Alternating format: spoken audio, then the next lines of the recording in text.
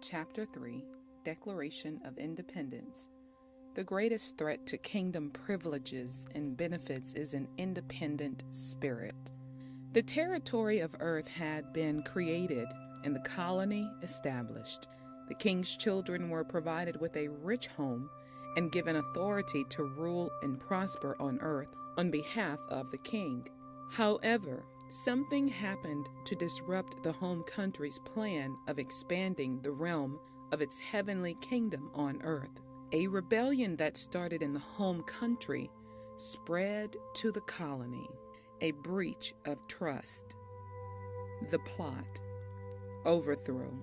The rebellion had been instigated by one of the king's top generals, named Lucifer. He had attempted a coup of the heavenly kingdom and been banished from the presence of the king. Along with his followers, this disgraced former aide was bent on revenge and still craved the power to rule a kingdom. He thought that if he could gain control over the king's own children, he could insult the king, thwart the purposes of the heavenly kingdom, and usurp the colony. The plan: detachment. Lucifer's plan was to sever the relationship between the king's children and their father, and separate the citizens of the colony from their true government. So he went to the colony in disguise, where the king's children had just begun to rule, and infiltrated their government using craftiness and deceit. The strategy: an independent spirit. His strategy to accomplish this broken relationship was to promote a spirit of rebellion and independence, subtly questioning the integrity and goodwill of the king. He seduced the king's children to disregard their father's authority over the colony and encouraged them in an act of insurrection. The following is an account of this incident from the first book of Moses. Now the serpent said to the woman, "Did God really say you must not eat from any tree in the garden?" The woman said to the serpent, "We may eat fruit from the trees in the garden, but God did say, you must not eat fruit from the tree that is in the middle of the garden, and you must not touch it, or you will die."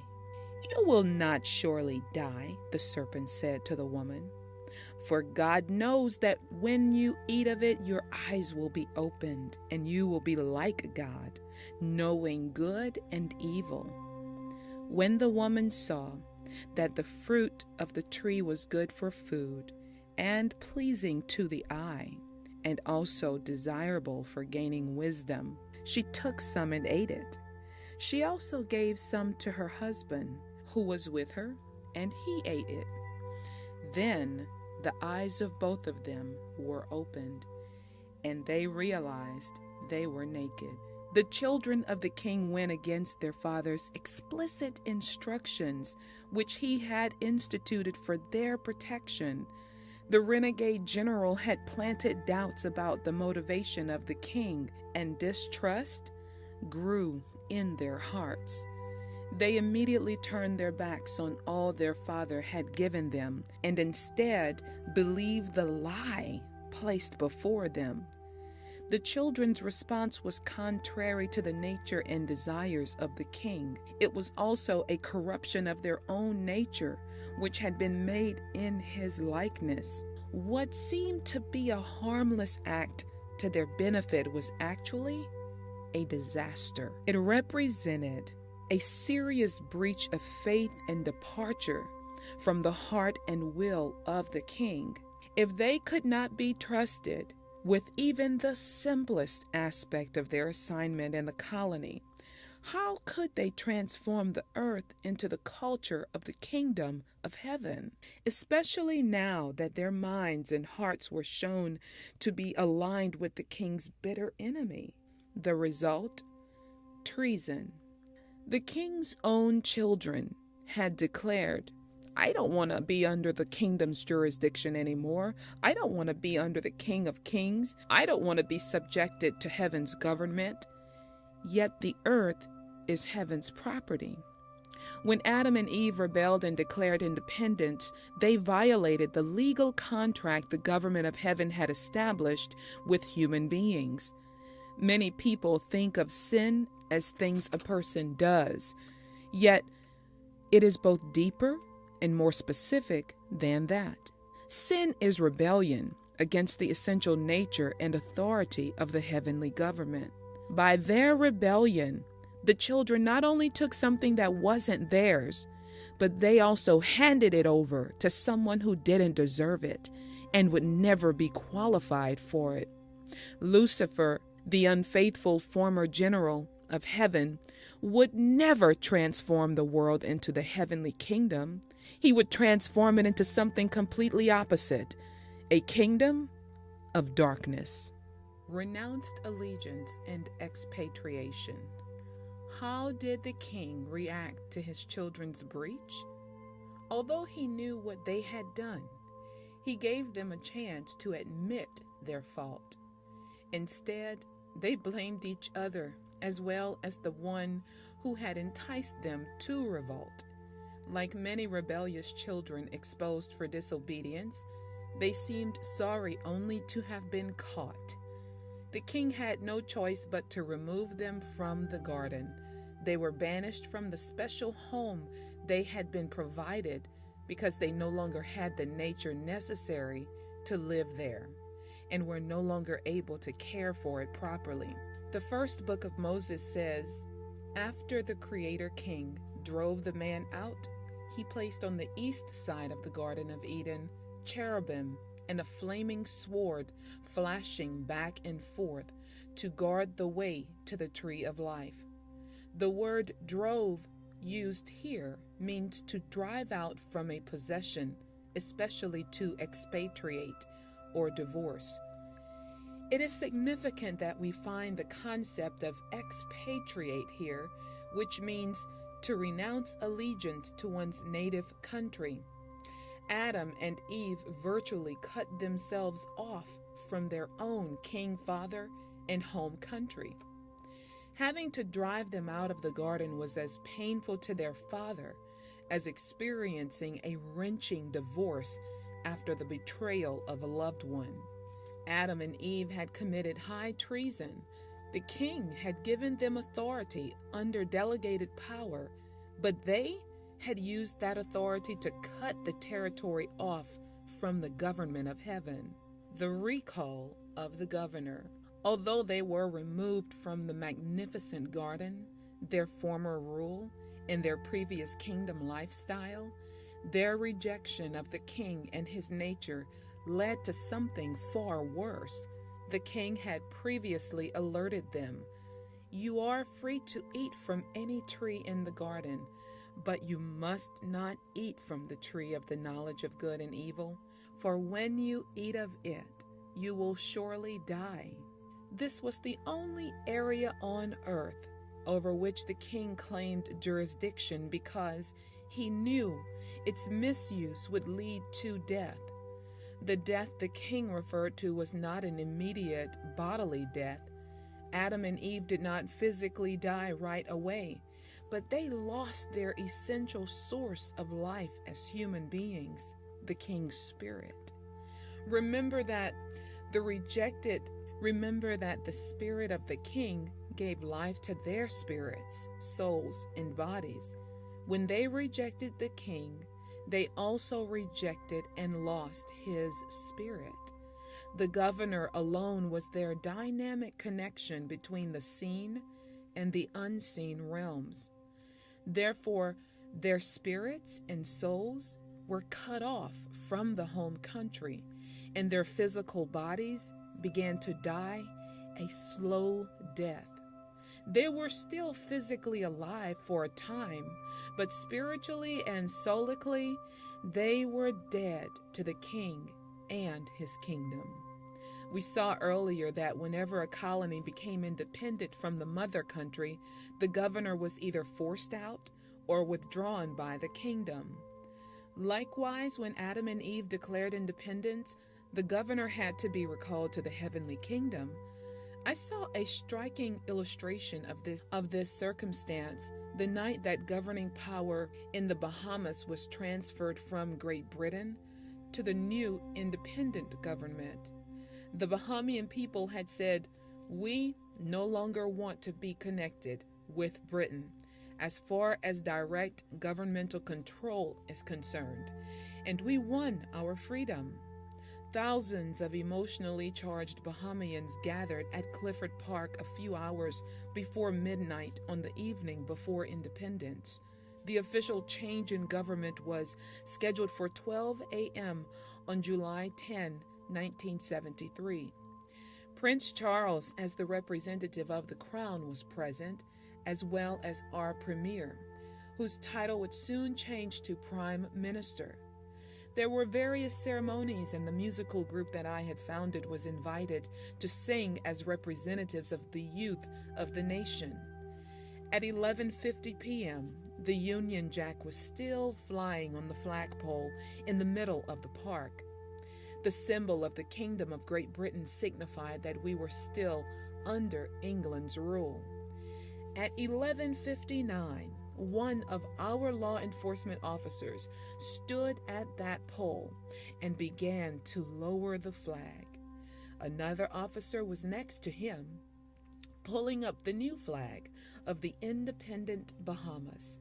We were witnessing a change of kingdoms firsthand. The lower the British flag got, the closer we came to no longer having a royal governor. The higher the new flag got, the closer our premier came to becoming Prime Minister. When the British flag reached the bottom and the Bahamian flag reached the top, it was over.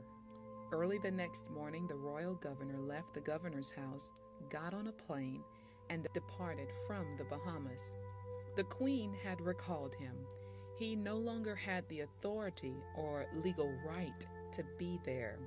While I've described a joyful period in the national life of Bahamians, it was not a jubilant time for the citizens of Earth when they rejected the heavenly government. They had not thrown off foreign rule from their lives. They had rejected their own homeland and their beloved King Father, who desired to give them the riches of his kingdom. As Adam raised the human independence flag, the flag of the heavenly kingdom was simultaneously being lowered until humanity was severed from the king and his kingdom. I mentioned that the governor of the Bahamas had to vacate the governor's house when he was recalled to the home country. On the colony of Earth, the human beings themselves were the house the heavenly governor had lived in. So when humanity declared independence from the King Father, this house became a hostile and unclean environment, and the governor could no longer dwell there.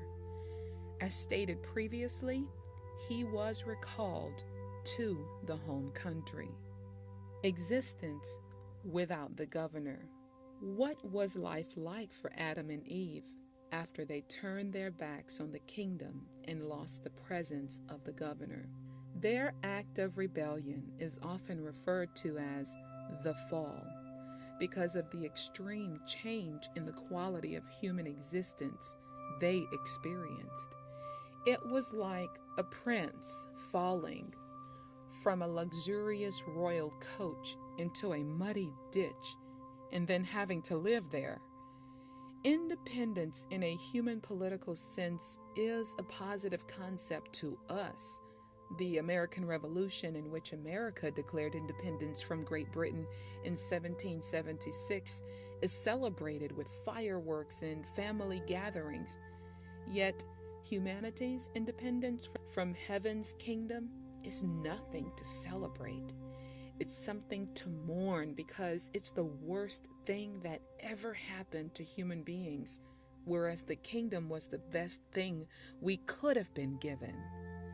We can begin to comprehend the value of the governor on earth by looking at what existence without him is like.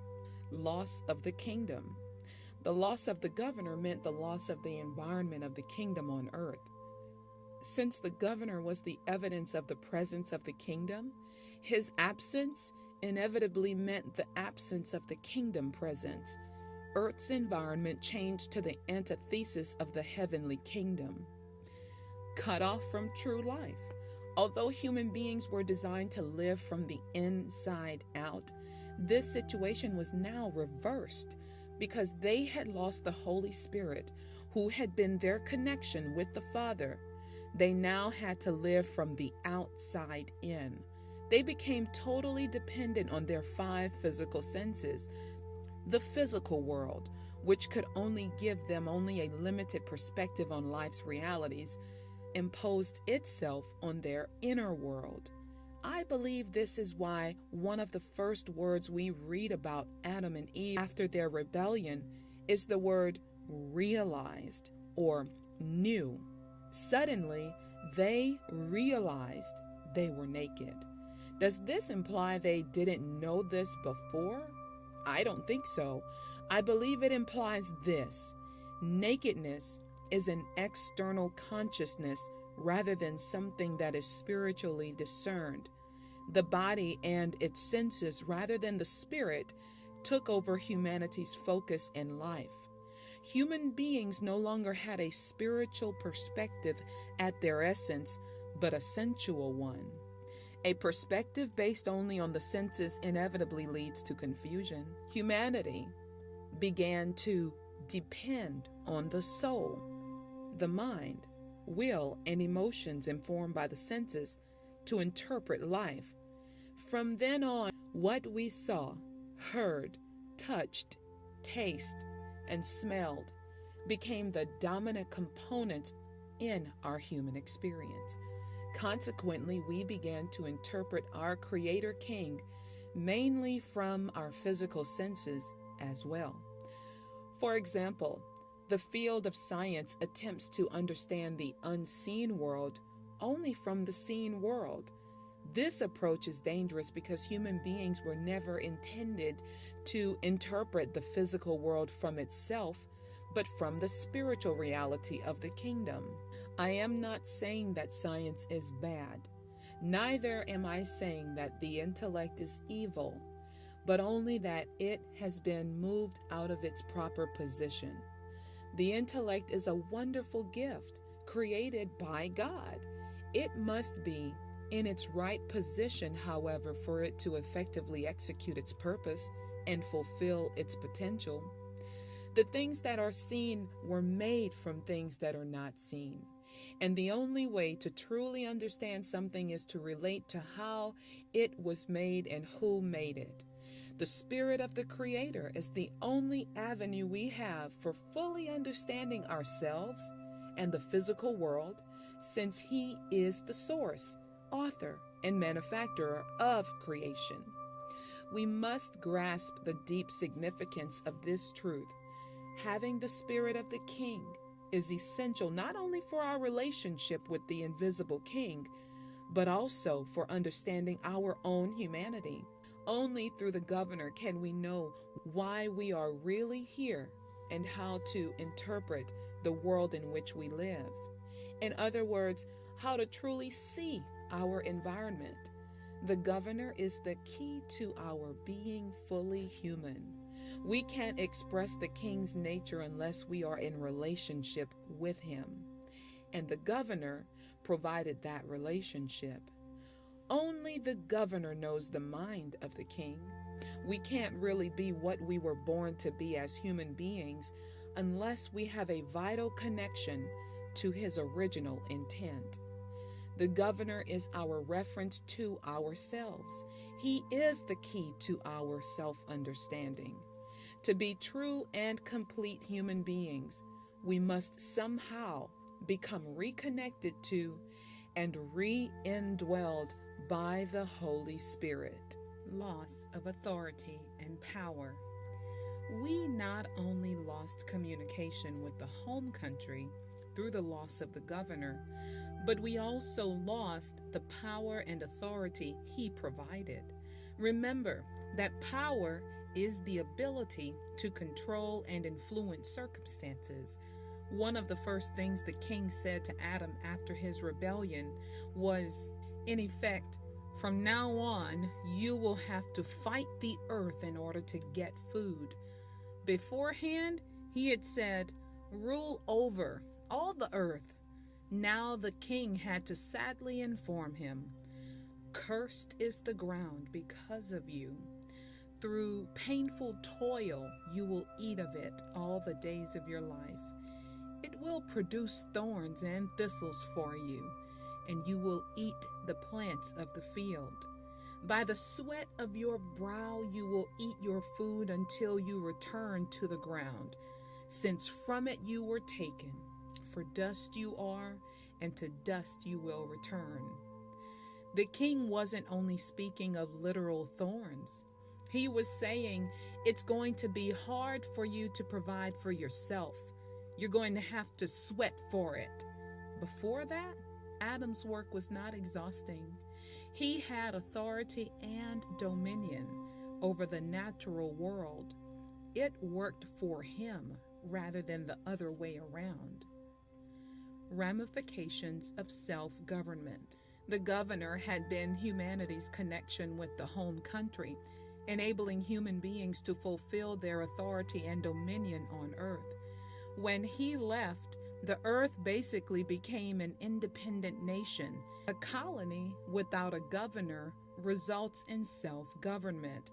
Again, to our contemporary minds, independence and self-determination are positive words. We celebrate freedom and self-government. But again, this was not the triumph of freedom over tyranny. This was not removing the shackles of foreign occupation. It was like rejecting your beloved family, your home country, and your billion-dollar inheritance all at once. To paraphrase the wise King Solomon, some paths in life seem right, but they lead to death. There's nothing more dangerous and threatening to a kingdom than a spirit of independence. For human kingdoms, this translates into a loss of power and wealth and probably some pride. For the heavenly kingdom, however, it meant the spiritual death of beloved children who were meant to carry on the family name and legacy. For the children, it meant the introduction of fear, a survival mindset, and the knowledge of the inevitability of death. When you are an independent person, you have to survive by your own wits. Likewise, when a country becomes an independent nation, it has to totally pay its own way. When the royal governor left the Bahamas on the morning of July 10, we were totally on our own in our political and economic life, caring for our infrastructure and all aspects of governance. Likewise, humanity was left to fend for itself. Yet, as noted earlier, human beings weren't designed to function using only their senses. They weren't supposed to live like orphans left to survive in a hostile world on what they could scrape by on, or like convicts left to scratch out an existence on a remote, punitive island. Human beings were designed to thrive and prosper and use the heights of their creativity through the guidance and power of the Holy Spirit. The recall of the governor was a devastating loss to the inhabitants of earth. A rebellious state. Humanity's declaration of independence and subsequent loss of the governor left human beings in a state of rebellion. The government of earth, as exercised in the life of every human being, became essentially one of rebellion that did not have the purposes of the kingdom at heart. Every person has been born into this state since the initial rebellion. Theologian Paul of Tarsus put it this way: For all have sinned and fall short of the glory of God. We all fall short of the essential nature of God and everything that makes him praiseworthy. He is the perfect king. His kingdom is the perfect government. Yet we have distorted the image of that perfection within us, and all our efforts to execute government on earth in personal and corporate ways have fallen deeply short as well.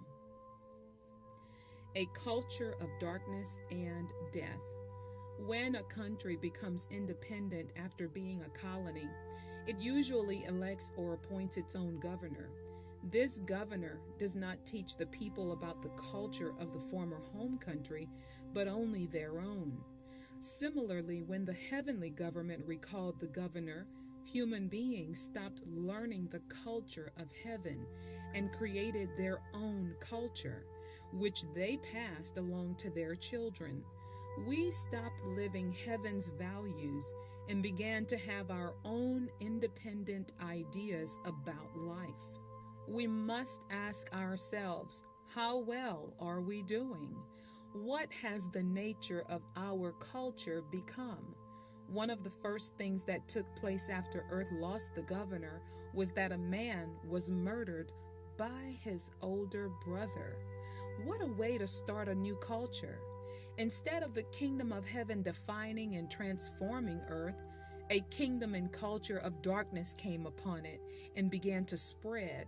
Adultery, incest, abuse, and domestic violence are all parts of this culture of darkness. It destroys young and old, strong and weak. We are still experiencing crime upon crime, brother killing brother. Wherever the governor of the king does not rule, you will find murder and other instances of man's inhumanity to man.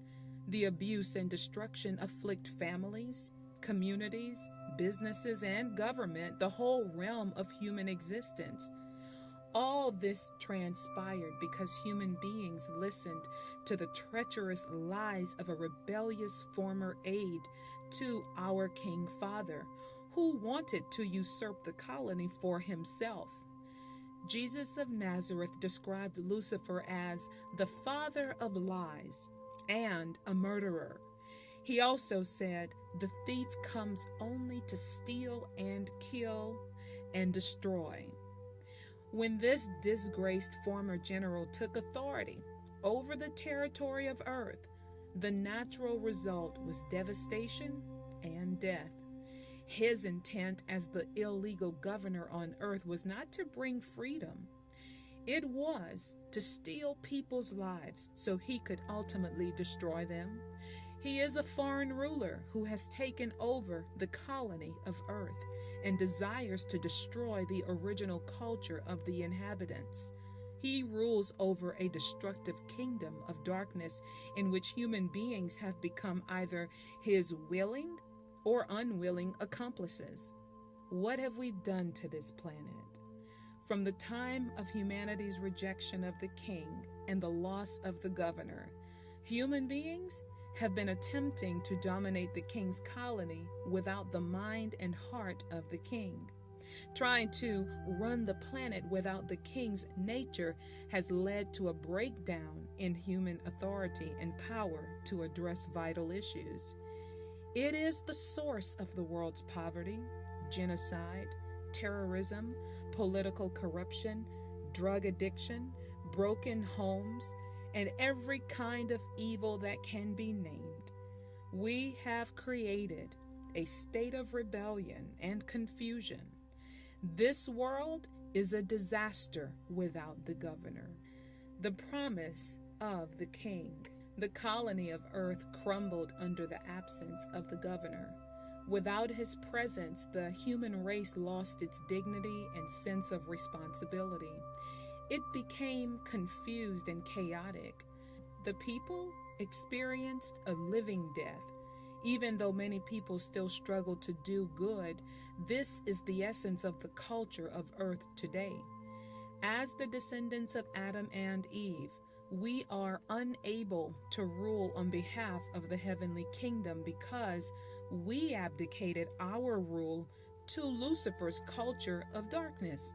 Yet, remarkably, immediately following humanity's rebellion and the loss of the governor, the king promised the return of the governor and the restoration of earth as a territory loyal to the kingdom of heaven. The most important promise the government of heaven ever made to humanity was the return of the governor, because he is what every human being needs for true life. He is what the entire world needs. Without him, the territory would forever remain in a state of chaos and death. Even in the immediate aftermath of the rebellion, the king gave an indication of how he would restore the governor. He told Lucifer, "I will put enmity between you and the woman, and between your offspring and hers. He will crush your head, and you will strike his heel." The king's plan was to send an offspring to be born in the colony who would restore kingdom influence to the colony. He would crush the power of the realm of darkness, take back the kingdom authority that had been stolen, and restore power and authority to those to whom it was first given, humanity. We would be reinstated as local rulers on behalf of the heavenly kingdom once again. This would happen because the king would reappoint the governor to the colony of earth. Seeking the governor. I believe that the bottom line in every person's search for power and meaning in life is this: they are actually seeking the return of the governor, though they may not realize it. Many people feel they are missing something in their lives, yet aren't sure what it is. They try to fill the emptiness with a variety of things: money, relationships, parties, drugs, sex, alcohol, work, sports, or vacations. In fact, I believe that every person, whether they are Christian, atheist, Hindu, Buddhist, Muslim, Shintoist, Scientologist, animist, or even Satanist, ultimately desires the same thing. They want to fill what is missing in their life, and only the presence of the governor in their life can accomplish this. A human being without the governor is dysfunctional because they're never complete. Their very purpose requires the presence of the Holy Spirit. Therefore, if a message were sent from the kingdom of heaven to earth regarding the fulfillment of the king's promise, the restoration of the governor, that message would not be a religion. Neither would it be a self-help method by which human beings could use their own abilities to solve their problems. It would be a message about the kingdom and the return of the King's Spirit. The end of chapter 3.